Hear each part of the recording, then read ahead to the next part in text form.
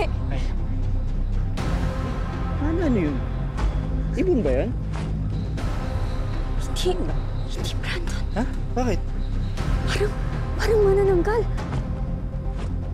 Manananggal? Manananggal yan? Huwag kang maingay. Teka lang, videoan mo muna. Sige.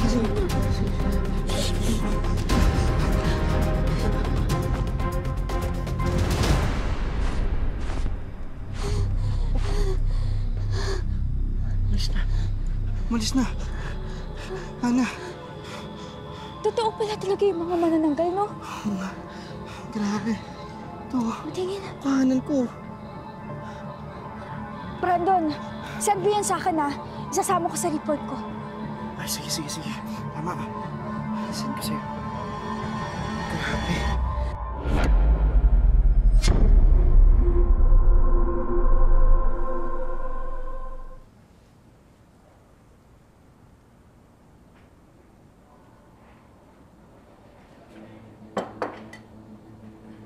Bakit niyo kinuhaan ng video yung mga manananggal? Delikado yan. Lola, biglaan lang naman po eh. Tsaka, para din po yun sa report ko. Hindi yan rason para ipahamak mo sarili mo. Ibang tao yung mga manananggal na yan. Hindi mga simpleng kawatan na pwede mong isumbong sa pulis tapos ipablatter mo. Malalakas yung mga yan. May mga powers. Buti na lamang at hindi kayo nakita, tapos hinabol kayo, tapos inilipad kayo. Sorry po, Lola. Sa susunod na makakita ka ng manananggal, ha? O yung mga delikadong mga nilalang na yan, na umuwi ka na agad. Ayaw ko matulad ka ha, sa kapatid ng lola ko. Bakit po, Lola? Ano pong nangyari sa kanya? Nakakurso na dahan ng manananggal dahil buntis. So ayun, patay. Pati daw yung mga alagang mga manok, hindi pinalampas. O gusto mo bang mangyari yun sa'yo? Ayoko nga, Lola, no? Pero totoo po pala talaga yung mga ganun, no? Na pumapatay po sila ng mga tao, tsaka ng mga hayop. Mag-iingat ka, Apo, ha? Gusto mo ba pabaunan kita ng asin?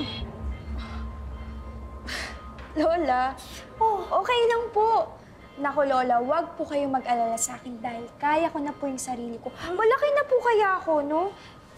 Alam niyo po, kailangan yung alalahanin. Ikaw, Lola, kasi mamaya bigla na naman tumaas yung blood pressure nyo, tapos ma-stress kayo, di ba?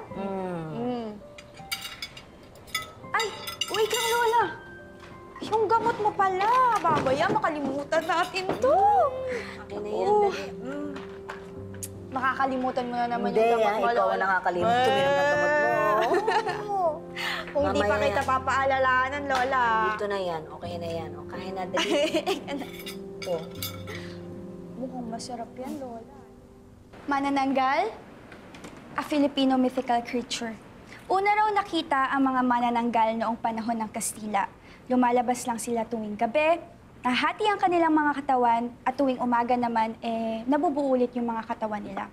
Nagpasa-pasa yung mga accounts ng mga sinaunang Filipino at yung mga kwento nila nagpasa-pasa na sa panahon natin ngayon tungkol sa manananggal gamit ang comics, TV series at movies.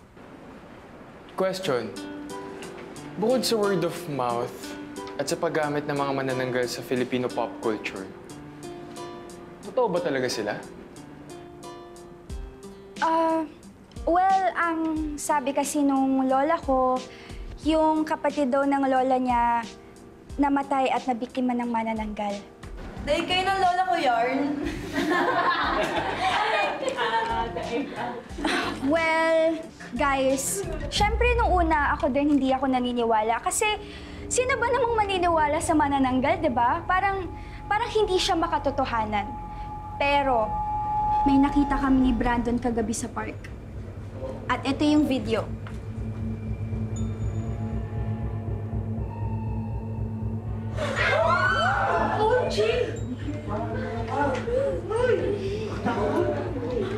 And there you have it!